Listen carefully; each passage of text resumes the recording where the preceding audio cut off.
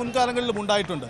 പക്ഷേ ഇപ്പോഴത്തെ രീതിയും നീക്കങ്ങൾക്കും മറ്റൊരു മുഖം കൂടിയുണ്ട്. സോഷ്യൽ മീഡിയ ഒരു പ്രധാനപ്പെട്ട ടൂൾ കൂടിയാണ്.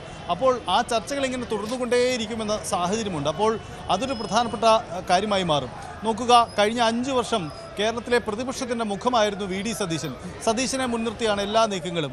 പിണറായി വിജയനെതിരായ, ഇടതുപക്ഷത്തിനെതിരായ, സർക്കാരിനെതിരായ നീക്കങ്ങളെല്ലാം വി ഡി സതീശനായിരുന്നു അതിൻ്റെ മുഖം. അവിടെ നിന്ന് മാറി 5 വർഷത്തിനിപ്പുറം ഭരണം കിട്ടുമ്പോൾ അതിൽ മറ്റൊരാൾ കടന്നു വരുമ്പോൾ ഉണ്ടാകുന്ന സ്വാഭാവിക പ്രതിഷേധം, ഇതാണ് കോൺഗ്രസിൻ്റെ ഒരു വാദം. ഇപ്പോൾ കെ.സി. വേണുഗോപാൽ തന്നെ മുഖ്യമന്ത്രി സ്ഥാനത്തേക്ക് വരുന്നു. അദ്ദേഹം മുഖ്യമന്ത്രി ആയിക്കഴിഞ്ഞാൽ ചുരുങ്ങിയത് 6 മാസത്തിനുള്ളിൽ കെ.സി. വേണുഗോപാലിനെ കേന്ദ്രീകരിച്ച് കേരളത്തിലെ കോൺഗ്രസ് തന്നെ മാറിക്കഴിയും എന്നൊരു പ്രതീക്ഷയാണ് പൊതുവിലുള്ളത്. മുൻകാലങ്ങളിലൊക്കെ അങ്ങനെ ഉണ്ടായിട്ടുമുണ്ട്. അപ്പോൾ ഇത് ജനങ്ങളുടെ മാൻഡേറ്റ് ഒരു വശത്ത് നടക്കുന്നു, മറിച്ച് ഇനി എടുക്കേണ്ട തീരുമാനം പാർട്ടിയാണ്. അപ്പോൾ ഇത്തരം പ്രതിഷേധങ്ങളൊക്കെ ഒരു വശത്തുണ്ടെങ്കിലും ആ പ്രതിഷേധക്കാരെല്ലാം ചുരുങ്ങിയ നാളുകൾ കൊണ്ട് മറിച്ചൊരു തീരുമാനം ഉണ്ടായാൽ അത് വഴി കൊണ്ടുവരും എന്ന പ്രതീക്ഷയും കോൺഗ്രസിനകത്ത് തന്നെ ഉയരുന്നുണ്ട്. അത് തന്നെ ഉയരുന്നുണ്ട്.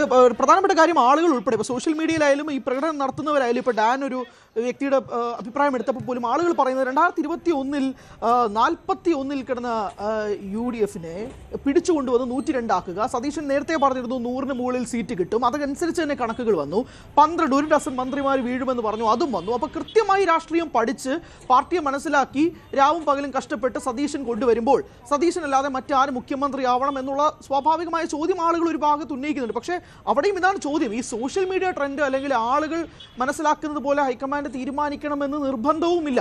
പാർട്ടിക്ക് അവരുടേതായ ഒരു തീരുമാനങ്ങൾ എടുക്കാനുള്ള എല്ലാ രീതിയിലും മുന്നോട്ട് വരികയും ചെയ്യും. അപ്പോൾ ഈ ജനങ്ങളുടെ വികാരത്തെ എതിർത്ത് നിർത്തിക്കൊണ്ട് ഒരു തീരുമാനം എടുത്തു കഴിഞ്ഞാൽ അത് ആ രീതിയിൽ തന്നെ ഫേവറബിൾ ആവുമോ പാർട്ടി എന്നുള്ളതാണ് ചോദ്യം. സ്വാഭാവികമായും UDF-ന്റെ വിജയത്തിന്റെ ഗ്ലാമർ നഷ്ടപ്പെടുന്ന അവസ്ഥയാണ് ഇപ്പോഴത്തെ ഈ തെരുവ് നീക്കങ്ങളും സാഹചര്യങ്ങളും എല്ലാം. കാരണം ആ ഗ്ലാമർ ഒരു വലിയ രാഷ്ട്രീയ വിജയം ഉണ്ടായപ്പോൾ തീരുമാനം വൈകുന്നു.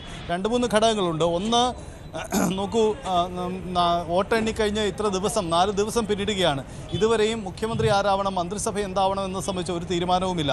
ഘടകകക്ഷികൾക്കൊക്കെ ഈ വിഷയത്തിൽ ആശയക്കുഴപ്പമുണ്ട്. പ്രത്യേകിച്ച് തങ്ങൾക്ക് മന്ത്രിസ്ഥാനം കിട്ടുമോ, എത്ര കിട്ടും, കിട്ടിയാൽ എത്ര കിട്ടും, ഏത് വകുപ്പ് കിട്ടും, ഇങ്ങനെ ആശയക്കുഴപ്പം പലതുണ്ട്. മറ്റൊന്ന്, 4 ദിവസം പിന്നിടുന്നു, എത്രയും പെട്ടെന്ന് ഭരണ ചുമതലയിലേക്ക് വരണം. സങ്കീർണമായ പല കാര്യങ്ങൾക്കും തീരുമാനമെടുക്കാനുണ്ട്. സ്കൂളുകൾ തുറക്കാനിരിക്കുന്നു. സ്വാഭാവികമായും സ്കൂളുകൾ തുറക്കുന്നതുമായി ബന്ധപ്പെട്ട് പ്രതിസന്ധികൾ ഉണ്ടായാൽ അതിൻ്റെ പഴി കേൾക്കേണ്ടി വരിക പുതിയ സർക്കാരാണ്.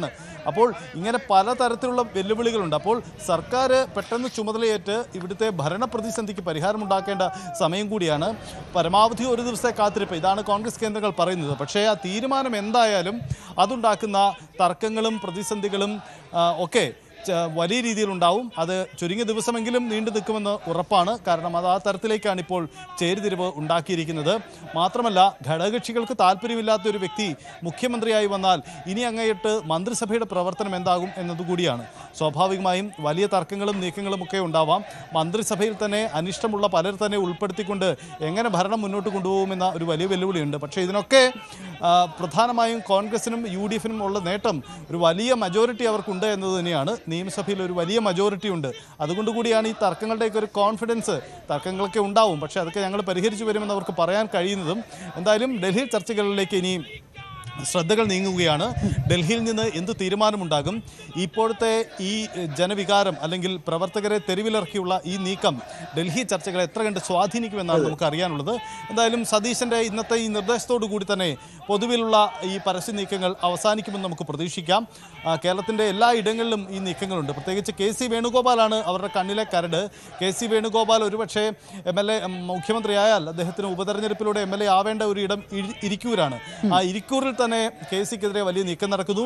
ആലപ്പുഴ കെ.സി. വേണുഗോപാലിൻ്റെ ലോക്സഭാ മണ്ഡലത്തിൽ വലിയ നീക്കങ്ങൾ നടക്കുന്നു. ഇങ്ങനെ കെ.സി. വേണുഗോപാലിനെ ശത്രുപക്ഷത്ത് നിർത്തിക്കൊണ്ടുള്ള വലിയ നീക്കങ്ങൾ കൂടിയാണ് നടക്കുന്നത്. ഇതിൽ മറ്റൊരു നാടകീയത കൂടെയുണ്ട്. കാരണം രമേശ് ചെന്നിത്തലയെ വെട്ടാൻ കെ.സി. വേണുഗോപാൽ തന്നെയാണ് വി ഡി സതീശനെ ഇവിടേക്ക് കൊണ്ടുവരുന്നത്. ഇപ്പോൾ വി ഡി സതീശൻ മാറി നിൽക്കാത്ത സാഹചര്യം വരുമ്പോൾ സ്വാഭാവികമായും കെ.സി. പക്ഷത്ത് നിന്നുണ്ടാകുന്ന തുടർ നീക്കങ്ങൾ കൂടിയാണ് പ്രസക്തമാകുന്നത്. അല്ല, അത് പ്രധാനപ്പെട്ട പോയിന്റ് കൂടിയാണ് സതീശ്. കാരണം ഇവിടെ ഇരിക്കൂറിൽ ഉൾപ്പെടെ കേസ് നിൽക്കുകയാണെങ്കിൽ തന്നെ അവിടെ അതിനെതിരായി പ്രവർത്തിക്കാൻ ഉൾപ്പെടെ അവിടെ കാര്യങ്ങൾ നടക്കുന്നുണ്ട്, ആ നീക്കങ്ങൾ നടക്കുന്നുണ്ട് എന്നുള്ളതും കൂടി എടുത്ത് സൂചിപ്പിക്കേണ്ടിയിരിക്കുകയാണ്. നമ്മൾ സൂചിപ്പിച്ച പോലെ തന്നെ തിരുവനന്തപുരം മുതൽ കാസർഗോഡ് വരെ നീണ്ടു നിൽക്കുന്നുണ്ട് ഈ പ്രകടനം. ഇപ്പോൾ പ്രേക്ഷകർ കാണുന്നത് തിരുവനന്തപുരത്ത് നടക്കുന്ന ഞെട്ടിക്കുന്ന പ്രകടനമാണ്. നമുക്ക് നേരെ തിരുവനന്തപുരത്ത് നിന്ന് കാസർഗോഡേക്ക് പോകാം. അവിടെ KV ബൈജു ചേരുന്നുണ്ട്. ബൈജു, നമ്മൾ പറയായിരുന്നു, നമ്മൾ കേരളം ഒട്ടാകെ തന്നെ VD അനുകൂലികൾ തെരുവിലിറങ്ങിക്കൊണ്ട് പ്രതിഷേധിക്കുന്നു. KPCCയുടെ വിലക്കിന് പുല്ലുവില കൽപ്പിച്ചുകൊണ്ട് തന്നെയാണ് തെരുവിലേക്ക് ഇറങ്ങുന്നത്. കാസർഗോഡ് സാഹചര്യം എന്താണ്? അവിടെയുള്ള പ്രതിഷേധക്കാർ എന്താണ് പറയുന്നത്? ഹാരി, സൈത്തെ, തീർച്ചയായും കാസർഗോഡ് ജില്ലയെ സംബന്ധിച്ചിടത്തോളം ഉജ്ജ്വലമായ വിജയം നേടിയ ഒരു ജില്ലയാണ്. പ്രത്യേകിച്ച് തൃക്കരിപ്പൂർ മണ്ഡലത്തിൽ 6 പതിറ്റാണ്ട് കാലത്തെ ഇടത് കോട്ട തകർത്താണ് UDF അവിടെ ഭരണത്തിലെത്തുന്നത്. അവിടെയാണിപ്പോൾ VD സതീഷിനെ അനുകൂലിച്ചുകൊണ്ടുള്ള പ്രകടനം കാണുന്നത്. ആ ദൃശ്യങ്ങളിൽ കാണുന്നത് തൃക്കരിപ്പൂരിൽ നടക്കുന്ന പ്രകടനമാണ്. VD സതീഷിനെ മുഖ്യമന്ത്രിയാക്കണമെന്ന് ആവശ്യപ്പെട്ട് വലിയ തോതിലുള്ള ആളുകൾ രംഗത്തിറങ്ങുന്ന സാഹചര്യമാണ് തൃക്കരിപ്പൂർ മണ്ഡലത്തിൽ കാണാൻ സാധിക്കുന്നത്. അതോടൊപ്പം തൃക്കരിപ്പൂർ മണ്ഡലത്തിലെ തന്നെ മലയോര മേഖലയായ പരപ്പയിലും വലിയ പ്രതിഷേധം ഇത്തരത്തിൽ അലയടിക്കുന്നുണ്ട്. അതോടൊപ്പം കാഞ്ഞങ്ങാട് ടൗണിലും അല്പസമയത്തിനകം പ്രതിഷേധം ഉണ്ടാകുമെന്നാണ് അറിയാൻ സാധിക്കുന്നത്. എന്തായാലും വലിയ തോതിലുള്ള പ്രതിഷേധം ഇന്ന് രാവിലെയാണ്. നാടകീയമായ നീക്കങ്ങൾ, K നീലകണ്ഠന്റെ പ്രതികരണം ഉൾപ്പെടെ നമ്മൾ പുറത്തുവിട്ടത്.